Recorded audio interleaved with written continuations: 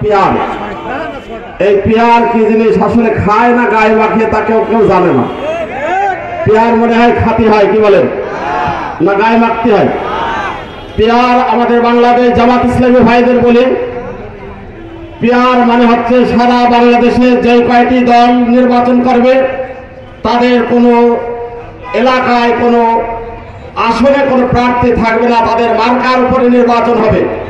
আর সেই মার্কার উপরে নির্বাচন হওয়ার পরে যাদের যত ভোট হবে সেই ভোটের ভিত্তিতে তারা এমপি পাবে, তারা এমপি কোটা পাবে। তাহলে অন্যান্য ছোট ছোট দল তাদের লাভ, তারা কোনো আসনে পাশ করতে না পারলেও সারা বাংলাদেশের ভোটের ভিত্তিতে তারা হয়তো বা 2-4টি সিট তারা পেতে পারে। তাহলে আমাদের একটি বন্ধু দল, তাদের অসুবিধা কিসের? তাদের 3টি অসুবিধা প্রধানত। একটি অসুবিধা, তাদের এই এমপি তাদের যখন এলাকায় সিলেকশন দেয় তার মাধ্যমে তারা একটা মোটা অঙ্কের টাকা নেয়, এই টাকার বাণিজ্য হবে না।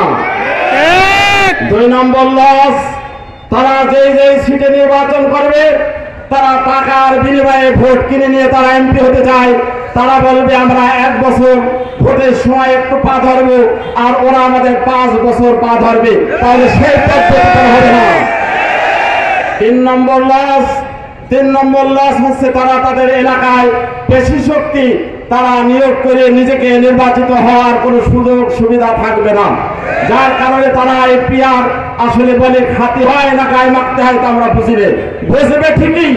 ওই কেয়ারটেকার সরকার যেমন পরবর্তীতে বুঝেছে, আবার এই জনগণের আন্দোলনের মুখে তারা আবার এই পেয়ার পদ্ধতি বুঝে নাকে খড় দিয়ে তারা নির্বাচনে আসবে ইনশাআল্লাহ। দ্বিতীয়ত আরেকটি কথা আমি বলতে চাই, কোন এক হুজুরের কাছে জৈনিক ব্যক্তি মশলা চেয়েছে, হুজুর আমার কুয়ার ভিতরে তো একটা কুকুর মারা হয়ে গেছে, তাহলে পদ্ধতি কি?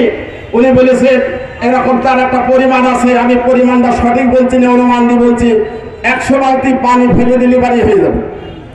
হুজুর সেই কথা শুনে ওই ব্যক্তি 100 বালতি পানি ফেলেছে, বলছে হুজুর পানি আগে তো যা ছিল ভালো ছিল, তার সাথে এবার গন্ধ আরো বেশি হয়েছে। বলছে কুকুর মারা কি ফেলেছে? বলছে না। তো কুকুর মারা না ফেলে যদি ওই পানি ছেঁচা হয়, যেমন ওই পানি গন্ধ হয় না, ওই স্বৈর শাসনে যারা এই স্বৈরাচারীর সহযোগিতা করেছে তাদের প্রকাশ্যে বিচার না হয়ে যদি নির্বাচন হয় তাহলে সে আগে নির্বাচনের মতনই নির্বাচন হবে। জামাত ইসলামী চায় তাদের উপযুক্ত বিচার হয়ে তাদের একটা শাস্তির ব্যবস্থা করতে হবে।